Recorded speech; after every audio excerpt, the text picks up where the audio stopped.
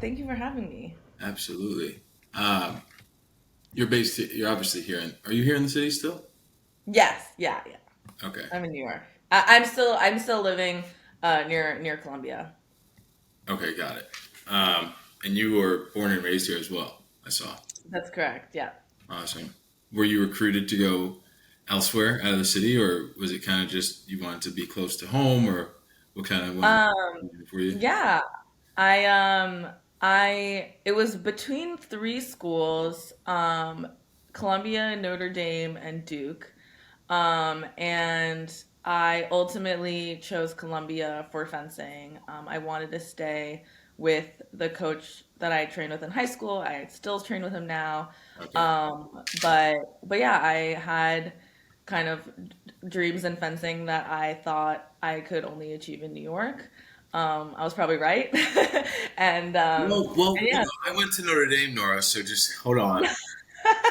I went there. Sorry. I graduated from there, and our fencing team is phenomenal. Is very good. I'll You give you that. It's very strong. you definitely could have achieved, what you wanted to achieve in South Bend. It just Fair probably, enough. it wouldn't have been your experience here in New York City, right? Yeah. So No, we'll never know. We'll never know. But I am very attached to the city and my coach. So, yeah, but you're right. No shade to the other teams. Sorry. just be careful, right? No, that's fine. No, that's awesome. Congrats to you on everything, Thank you. and thanks so much for joining the podcast. It's a very casual conversation that we'll have. Um, And I just want to be very transparent in that my knowledge towards fencing is very novice at the novice level, and I would imagine a lot of our audience here listening is as well. Happy Um, to fill the gaps where yeah, needed. please. I think that's a big part of the conversation, right? It's like how do we bring more awareness to fencing and even some of the fencers, right? I think as NIL comes about, name, image, and likeness, and the opportunity for fencers to grow their personal brands, I think it aligns well with growing the sport. And so that's a big part of the conversation. So I'll just do a quick introduction here, Nora, and then kick it off. It's not quick, actually. Chloe, who is Nora's teammate, is working with MOGL as an intern this summer with me on the athlete relations side, and I had her put together the introduction and kind of just a quick bio of Nora.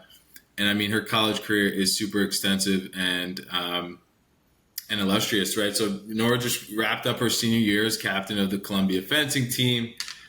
She's now competing nationally. She's been an integral part of the women's saber squad, which is something I need to learn about, the different types of fencing at Columbia, ending her career with an overall 110 to 33 dual record. Another thing I need to learn about. So that sounds awesome. She competed at the NCAA's all 3 years. 2020 to 2021 was canceled for obvious reasons due to COVID. Where in that year she earned an individual third in the 2021-2022 season and an individual saber national champion title in 2022-2023 season. She also earned the individual Ivy League championship title and the USFCA Women's Saber Fencer of the Year. On top of that, she won the Division I national championship title in April, competing at the Olympic level. Nora majored in sustainable development at Columbia. Welcome to the podcast again, and I think all of what you've done is outstanding in your young life, and I'm honored to have this opportunity to chat with you. Well, yeah, thank you so much for having me. One thing I found out, Nora, I looked up, I was doing a little bit of research, which was really cool, and speaking of the national championship title in April, it sounds like you came out of retirement. Whatever, I don't know what that means. I just know if I were to come out of retirement or if I were to say I retired playing football in college, there's not a likely chance that I would be able to come back, assume my position, go out and compete, and then go win a national championship. So tell us a little bit about that. What went into the decision of like, I want to step away from the sport and, and then what happened to make you want to come back? And then just all bells and whistles fell right in order for you to go win a national championship. Yeah, it's a pretty long story, but I can try to keep it short. But essentially, after the 3 years leading up to the Tokyo Olympics, including the year that it was postponed, I was training to make the team, and I kind of knew maybe like halfway through those 3 years that I wasn't gonna go for another one. Mhm. And that was for a variety of reasons. I had school to finish. It was very hard for me to balance like the Columbia academics plus the international travel required for the Olympic level fencing. Yeah. And of course, the pandemic changed everything. So I kind of knew that I didn't want to keep fencing post college. So the plan was always when I got back after COVID, my junior year was to kind of fence my last two collegiate seasons and then retire. And that was has always kind of been the plan. Yeah. And then kind of bit by bit, and I don't know, and bit by bit, I sort of fell back in love with the sport. There were a lot of things that had kind of, the magic of the sport had kind of faded a little bit Right. through my Tokyo experience. So, bit by bit, kind of with the help of my teammates, including Chloe, um, I kind of fell back in love with a lot of things about the sport, and I found myself after winning NCAAs not quite ready to leave it yet. So, I made this whole dramatic post on Instagram being like, I retired today. It was like right after NCAAs. The article And said famously. The article said famously made her retire. You know, so I was like, "Oh shit, what does that mean? Like did this go viral? Like, is she? You know?" So that's funny. That's cool. No, no, it was I did write a very dramatic essay on Instagram, so I definitely misled a lot of people, and kind of announced a very dramatic retirement, and then kind of a few weeks later, I was talking to friends and family, and kind of slowly realizing that maybe my story isn't quite over yet. So Yeah. I signed up for the NAC. NAC was like roughly a month after NCAA, so I signed up the week of, booked my flight. I was able to get a stay with a friend last minute What is in the St. knack? Louis. Yeah, sorry, the national championship. Okay, They're called North American Cups, but got it. I flew to St. Louis where it was happening, and there was no pressure. It was just I was just going there to have fun, very low stakes, Yeah. um, and and I think that was like the perfect mindset for me to excel that day. Of like, Yeah. I don't have anything really riding on this. I'm just here to enjoy myself and enjoy my sport that I feel like I hadn't enjoyed for a long time and had recently discovered to enjoy again. Yeah. And that I think led to me performing well that day. Yeah. But yeah, I still do get like some funny retirement comments from time to time, but Yeah. I'm back. It was like a Tom Brady moment, before it sounds like before Tom Brady did his thing where he retired and came back. But again, not winning a national championship. So that just shows that just shows your level of expertise. So kudos to you. Thank Um, you. Two things you talked about a lot there was the Olympic experience and then, the love of the sport, which kind of goes into NIL and, just the different perspective that athletes can now have going into college and playing sport in college and not having, the desire to go play professionally, but you are an Olympic athlete, right? And I think a fun fact that I found here that I'll read off to you. I don't know how much you know about the Olympic Games, but at the first modern Olympic Games in the summer of 1896, 9 sports encompassing 43 events were played. Of those original 9, only 5 have appeared at every Summer Olympics since, and one of those was fencing, right? So I think that's really sick, and just the surface level, that fencing is one of the oldest sports, on Earth, right? And so the fact that it's not one of the biggest or most well known, or there's not so much brand, that recognition for it, or not a lot of money is injected into the sport, kind of, you know, it's a little weird and off to me, right? So I just, from your perspective, where's the growth opportunity, right, for fencing, right? is there a growth opportunity? What have you seen and experienced? Yeah, I mean that's a hard question. I just want to also clarify I am not an Olympic athlete. I missed the team at Tokyo, but I'm hoping to make the Paris team. Okay, But got it. I but yeah, I don't I think that's it's really tough because I think there are a lot of forces at play Yeah, that are kind of outside of our control.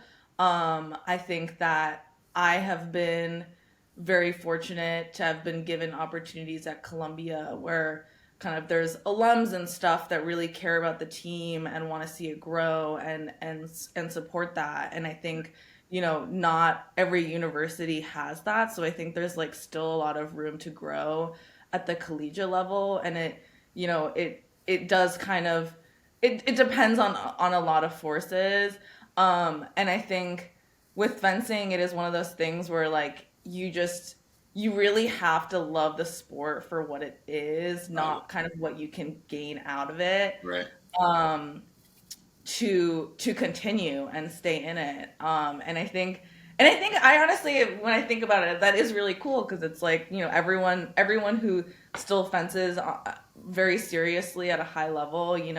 Most of them they're doing it because they really love the sport and a lot of times love the community and things like that. And it's not necessarily for what they can gain out of it. Yeah. But yeah, I don't Yeah. know if that answers your question. It does. It does. I think it brings me, I don't know if you're familiar with collectives, but it's essentially donor and booster advised funds that are supporting certain athletic teams and programs. And I think when you talk about winning national championships in certain sports, right, some schools have, like you guys are just phenomenal at fencing, right? And it seems like it's a recurring thing. Stanford swimming, and right, they're good at a bunch of things, volleyball. But then those sports produce alumni, right? Like yourself, who's going to go on and you're going to do phenomenal things in the Yeah. professional world, and then you want to see that, you want to see the same continuation, right, at Columbia, and so you're kind of enticed to support the program, and I think that's also going to help it. So that goes into NIL, right, or these funds, and so I was just curious. I don't know how active you are, if at all, but within the name, image, and likeness space, but what's your take on it at Columbia? And you know, I know it's hard, right? And this, you could be very honest. I want you to be honest. At the Ivy League level, is there an opportunity for athletes to really maximize and engage in name, image, and likeness opportunities? You guys are partners with, I believe, Open Doors, and so it's just Columbia's wanting to do something. They're wanting to say, "Hey, athletes, we do have something in place for you to take advantage of, at least." So just curious if what your thoughts are at the Ivy League level as it pertains to name, image, and likeness. Yeah, so full disclosure, I'm not a huge like social media You're an person, so I feel influencer, like or come on. other than my dramatic retirement post, I do not post very often. So I don't know a ton about NIL. I know that it's very new and exciting, and I have a lot of teammates that are excited about it and taking advantage of it. But I think for yeah, but I think some of it is like you know your your personality and kind of your relationship with social media. I guess I feel like um I have like a private account with very few followers Yeah, and kind of never thought that I could really capitalize on any sort of NIL opportunities. yeah, But I think that there are a lot of people at Columbia that do want to take advantage of it, and I think um athletics is supporting those opportunities as much. I don't know, my knowledge again is limited, but I'm very interested to see where this goes. I mean, especially in fencing, which is, again, as you mentioned, a pretty small sport. yeah, I think it would have to grow a lot in order for fencers to take advantage of NIL in big ways. yeah. Like I know women's basketball is like blowing up right now, and like fencing is just not even close Yeah. to that Yeah. sort of level. Um, but I don't know. I maybe one day it will be big in fencing. Yeah. But I'm not entirely sure. Yeah, that's very understandable, and I think you having, I don't want to pin it as disadvantages, but it's different, right? It's inevitably different from like my role at Notre Dame being a quarterback and the stance that or the position that a quarterback assumes in Notre Dame, and it's a football school, right? So it's Division 1, and you're at Columbia, it's Ivy League, right? And so sports is not seen as the same type of valuable, right, as it is at a school like Notre Dame. And then fencing is, we classify it as a non-revenue generating sport, if that even makes Yeah. sense, if that phrase makes sense. So definitely pinned up against you guys, and would likely take more effort to build that platform and build that brand for you guys to go out and do something from the NIL standpoint. So understand it, but we're really bullish at MOGL on we call you guys, we say Olympic sport athletes, being the fact that there's not a professional league necessarily, right? Yes. And so the next step in your career is to go compete in the Olympics. That's why I said that. So we're bullish on that, and thinking that NIL can provide value to you guys. So I want to get back a little bit to fencing, Nora, quickly. And just how you got into it, right? I think fencing is such a niche sport, and like that was never ever a conversation in my household of like, do I want to pick up, a sword is what you call it, and go fence, right? So was this like a family thing that you kind of got attached to, or how'd that start for you? Yeah, no, I get this question a lot. I think most fencers do. It was sort of random for me. My mom, I have two older brothers, and my mom it was very important to her that my brothers and I be involved in as many extracurricular activities as possible. Yeah. So I did Irish dancing, I did ballet, I did tennis, soccer, I did, and like a lot of niche things also. Irish dancing is pretty niche. Right. I did, do you know what abacus is? It's like No. it's a traditional Japanese calculator.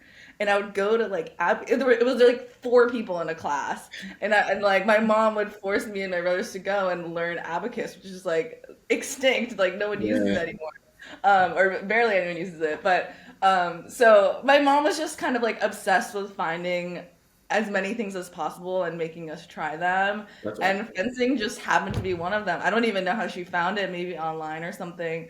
Um, but my brothers and I started fencing. I'm the only one left of the three of us that still fences. But Okay. I kind of realized the reason it stuck is because I realized around like end of middle school, beginning of high school that this is something that could open doors for me Yeah. down the line, and I did love the sport, and I wanted to be really good at it, so I kind of just pushed all the other extracurriculars aside and decided to really commit to fencing all the way, and I'm Yeah. really really glad I did. Yeah. And so speaking about coming from high school to college and saying opening up doors, Ivy League don't offer athletic scholarships, right? And so for you, was the money a factor? And like, did you receive any type of scholarship on the academic side, or was it? Yeah, so for Ivy League schools, they unfortunately do not offer any sort of athletic scholarships. That could possibly change. I know like the rule that doesn't allow Ivy League schools to offer these athletic scholarships, like it expired. Okay. So they're I hear kind of murmurs of that potentially changing. But that was definitely sort of a factor in my decision. Like Notre Dame and Duke do offer athletic scholarships. Right. So I kind of had to just talk that over with my family, and make a decision with them. But ultimately, things in New York that I just couldn't pass up on. I'm sorry. I'm sorry, South Bend. But there were just certain things Um, in New York that I really didn't want to pass up on. And fortunately my parents were supportive in that decision. So that's all that matters. That's yeah. all that matters. What was your biggest motivation? After especially coming out of retirement, if you will. I'll put a little bit of a quotation marks and asterisks around retirement, but what stemmed as your biggest motivation coming back and still wanting to compete? Yeah, I mean, like I said, it was just really finding fun in the sport again. I think for a really long time, especially during the Tokyo cycle, there were a lot of moments where I was just like, this isn't fun anymore. I'm not having fun. This feels like a drag. And, I would still go to practice and stuff, but my heart just wasn't in it. And I really felt that. And it took me 2 years of stepping away from the sport to realize how to find that enjoyment again. So that's really like purely what's keeping me going now is like I don't, again, it's like fencing is one of those things where like you can't really um gain like I guess like tangible things out of it, and so you really just have to do it because you love it. Yeah. And so now that I kind of have found that love again, that's really my main motivation now. Yeah, I think within sports, there's always a conversation of like, is someone a team player or someone like out for individual awards? And fencing is obviously, and then, or correct me if I'm wrong, and you can help me here, right? There's individual awards, right, that you've won yourself, and then there's obviously the team awards. So could you? This is a question from Chloe. Could you talk to us about your most favorite accomplishment within your career? I guess at the collegiate level. Yeah, definitely. Well, to kind of say something about your comment about kind of individual versus team, um, fencing is really an individual sport by nature, right? You don't need to pass the ball to your teammate or, Yeah. you know, anything like that. So it is when you're on the strip, it's just you and your opponent, and you're very much on your own. And I think that for all of, until you get to collegiate fencing where you fence on a team, or you get to the Olympic level, and at the Olympic level there's a team event where you fence with three other people. Until you get to those points, which is the youngest, you're 18, Mhm. like you learn to only care about yourself. Like Mhm. it's something that it's like second nature. You only focus on you and your Yeah. fencing and how you yourself can succeed. And I think that it is a huge adjustment when you get to college, because now the Columbia team's pretty big. I was on a team with 52 other people my senior year, Wow. and you have to work with 52 other people and all try to get towards the same goal. And I think there's a lot of like learning how to collaborate, learning how to be on a team, learning how to be a part of something that's bigger than yourself, that I totally did not expect to Yeah. be the case in high school, because I always was taught, it's me versus the world. Yeah. And so I think in college you get a really cool opportunity, honestly, to kind of be part of something that's not just you, that Yeah. includes other people that you have to really work with and collaborate with. So high school there wasn't cumulative points, and then college there is, or how do No, you? just yeah, in high school it's like individual national rankings. So like if you want to make some sort of national team, you have to get there yourself. Got it. And then once you're on that national team, there is a team event Yeah. at this thing called World Championships in April, for different age categories. World Sorry. championships. Yeah. So there is a team event for that, but it only happens once a year, Uh, and everyone is so focused on getting one of those team spots yeah. that they don't really like trying to be a team and collaborate together is like an afterthought, Yeah. because it's like everyone's so focused on just getting there. Got it. And so it's not until you really, in my opinion, people might disagree with me, but like it's not until you really get to college where every single meet you're with your team, and and at NCAA's you're with your team, and Ivies and stuff. So so yeah, that's a little bit of how it works. But I that's one of my favorite things about college fencing is you get to fence with other people, and it's a lot less lonely. Yeah, yeah. Well, I guess I don't know if that's great information. As for the question, Oh, sorry. My favorite accomplishment. I'm so sorry. I'm I like, forgot. I didn't know how to like phrase that. I don't want to be rude. Like, great insight, but the No. question was, God, I'm embarrassed. I'm sorry. no, it's good. That's Um, great. I love that. my favorite accomplishment in collegiate fencing, I would have to say, was probably Ivy's. My, I want to say my Ivy's my freshman and senior year. I would say if I could pick two. Yeah, But Ivy's is NCAA's is actually like kind of going back to my individual versus team thing. yeah, Is a little bit more individual. You only travel with one of your teammates, whereas at Ivy's it's your whole team. So I feel like Ivy's feels a lot more like you're competing with your whole team. got it. But my freshman year, we won Ivy's, and it was like the first time that I had won something.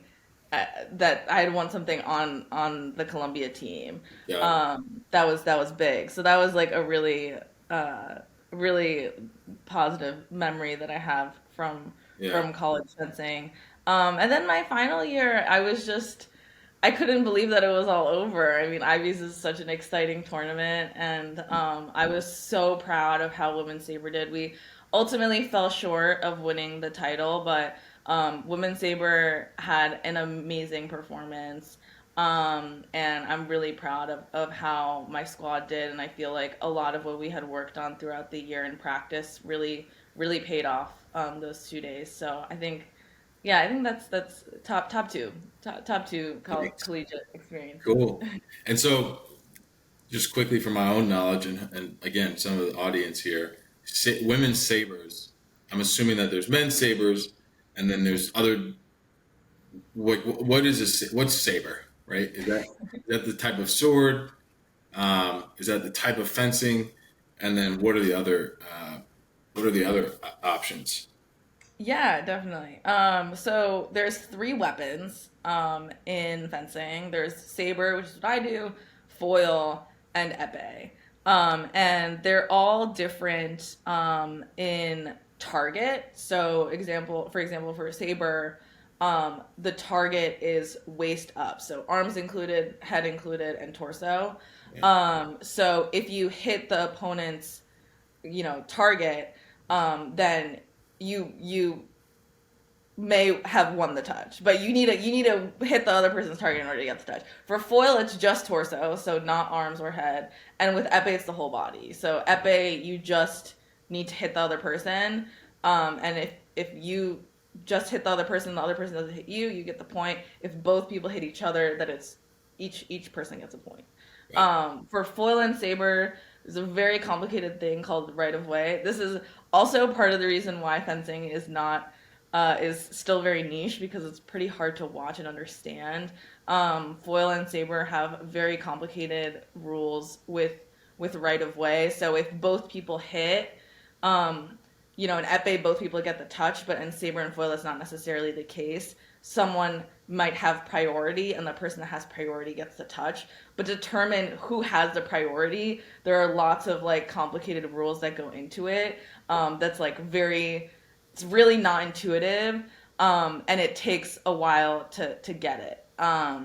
So How do you gain prior? I guess what's the most like natural way someone would gain priority? Like, are they better going into the match? Like, are they higher ranked? Like in track, if you're faster, you get put in the middle lanes, right? So I would say you have priority. I don't know what yeah, what's the criteria.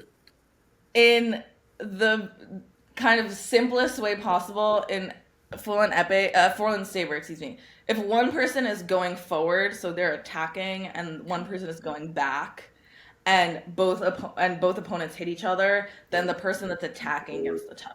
Yeah, Um, that makes sense.